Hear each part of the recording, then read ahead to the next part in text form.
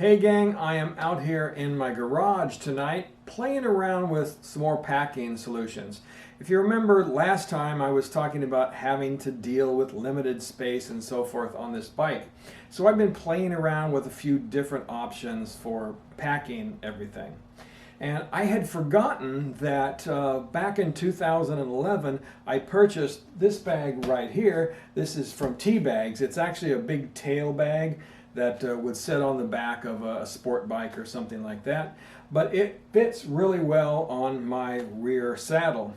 So I used that in 2011 when I crossed the country and went out to Arizona, and it worked out really well. I had my clothing in it, was basically what I put in there.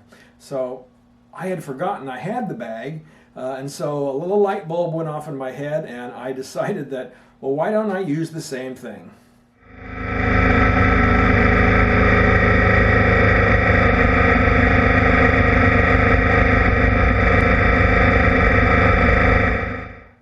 So like back in 2011, I am going to put my clothing in here and maybe a few other items, right, that are not really super heavy. And in doing so, I'm going to, of course, keep the weight down a little bit lower behind me. It also is going to give myself a backrest. I remember back from that 2011 trip, that really came in pretty handy. And then up here on the top, I can put in like my mid layers in case it gets chilly one day, raining or something like that. Although in June, crossing the desert, I'm probably not going to use that too much. So in addition to that bag that's going to be sitting on my seat, I went out and I purchased a new tank bag. Now I know that most people don't use a tank bag on a touring cruiser like this, but I really liked having one when we went to Alaska. And in particular, I liked when I put my hydration pack inside that tank bag. So I bought this one from Moscow Moto, and it is made to have a 1 liter hydration pack inside it so I can keep it filled with water and drinking, again, which is going to be really important, especially as I'm crossing the desert regions, right? And also I can carry a lot of other things inside there as well. Now, of course, the one pain in the butt with having a tank bag is that whenever you stop, it of course has to go in with you wherever you go, or somebody can run off with it. But that's really not that big of a deal. Again, I was able to do that on our Alaska trip, so I don't really see a problem here. So I'm thinking this is going to be a great addition.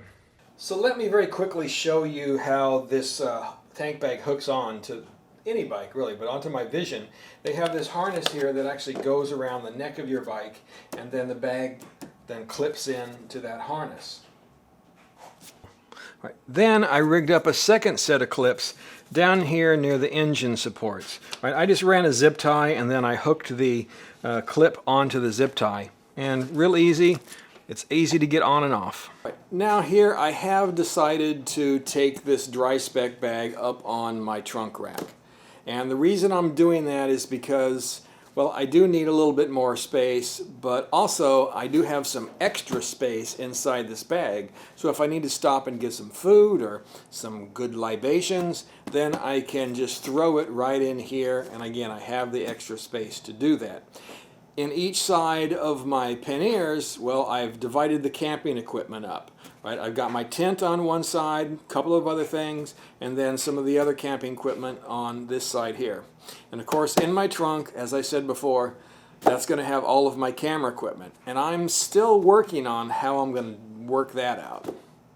Now, I know some people were a little bit concerned that I would have too much weight up here on the top, but let me assure you, so the only thing in there is my sleeping bag. I do have one extra little down quilt that I'm going to bring. Probably will have my pillow in there and my tent poles.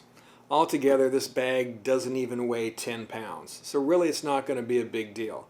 Will it be an aerodynamic drag? Well, yeah, probably a little bit, but again, I think it's a good trade-off for giving me that extra space. Change of plans, folks. I'm taking the Vision.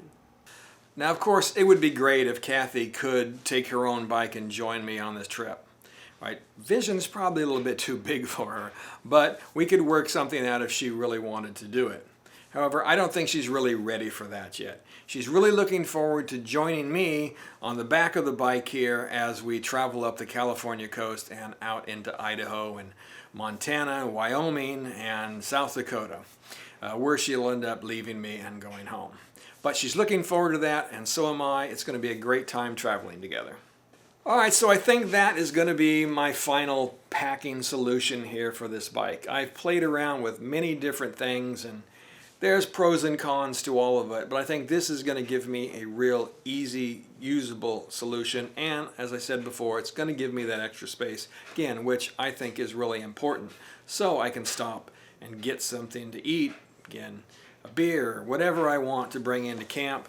I can do that if I have that extra space, and that's something that I didn't have a whole lot of when we went to Alaska. That's the one thing that I wish I had done better, is that carry a slightly larger bag so I would have had some extra space. Alright guys, that's it for now. We'll be doing hopefully 1 or 2 more videos before we go. I'm at day 11 here. I only have 11 days left before I leave. Right? And I've been really working hard to get things done around the house here, as well as get the bike all prepped and get all my plans together so I can get out there and hit the road. Right? Looking forward to it, getting really excited about it. So if you guys hopefully are getting excited too, I want you to follow along. Make sure that you subscribe, that you click that bell so you get notified of videos. I'm going to try to do daily videos, or at least as much as I can.